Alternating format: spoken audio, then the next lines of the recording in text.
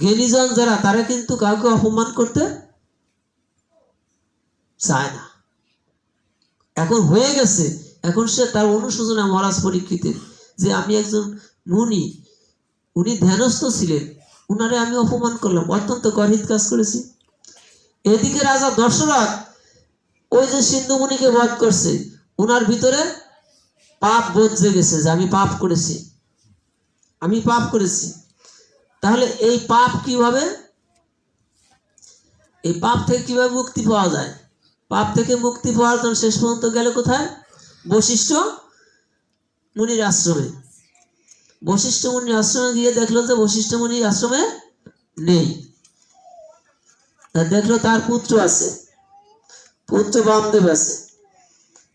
এবার বললো যে কি হেতু তম আগমন, কি জন্য আসছেন? বলে আসছি আমি এরকম শব্দবতী বাণ নিক্ষেপ করেছি হরিণ ভেবে, কিন্তু মরে গেছে সিন্ধুমণি। এখন আমার যে পাপ হয়েছে, কি করে পাপ যাবে? বামদেব বলল যে তোমাকে কি করতে হবে? রাম নাম করতে হবে। কয়বার? 3 বার। হরে কৃষ্ণ। 3 বার রাম নাম করতে হবে। 3 বার রাম নাম করছে বলে এবার তোমার পাপ গেছে, যাও ছেলে। একটু পরে বাবা আসছে, বশিষ্ঠ মুনি আসছে। আসার পরে বললো যে সব ঘটনা খুলে বলছে যে এরকম রাজা দশরথ এসেছিল, সে একটা শিশু বধ করেছে, তার জন্য আমি এই বিধান দিয়েছি। বলে তুই আমার পুত্র হয়ে তুই এই বিধান দিলি? তোর রাম নামের প্রতি এতটুকু ভক্তি বিশ্বাস এখনো হয় নাই? তার কারণ একবার রাম নামে যত পাপ করে, পাতকের সাধ্য নাই তত পাপ করে। তুই কেন 3 বার তাকে রাম নাম করতে বললি? যে সে কি পাপ করেছে? সে একটা হত্যা করেছে, তো একটা জীব হত্যা করেছে, একটা মানুষ হত্যা করেছে। একবার রাম নামে যত পাপ, জীবের সাধ্য নেই তত পাপ, তুই 3 বার কেন বললি? রাম নামের, আমার প্রভু রামচন্দ্রের প্রতি তোর এতটুকু ভক্তি বিশ্বাস নাই, রাম নামের প্রতি তোর এতটুকু ভক্তি বিশ্বাসটা এত দুর্বল, আমি তোকে অভিসম্পাদ করছি, তোর এরপরে চন্ডাল খুলে জন্ম হবে। যাইনি তাই যাই গৌর হরি বলো, চন্ডাল খুলে জন্ম হবে।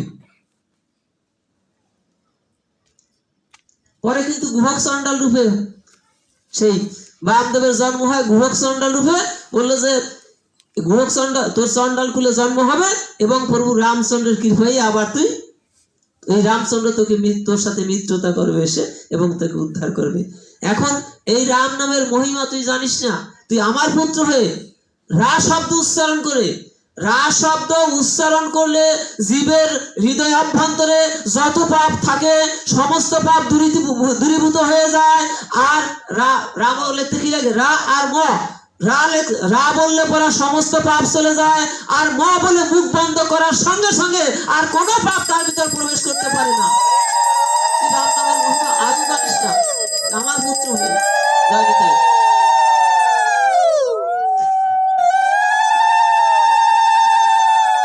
আমার পুত্র হয়ে তুই রাম নামের এত অবমাননা করলি। এখন পিতা অভিসম্পদ করেছে, মেনে নিতেই হচ্ছে। জানি তাই, জয় গৌর হরি বলো।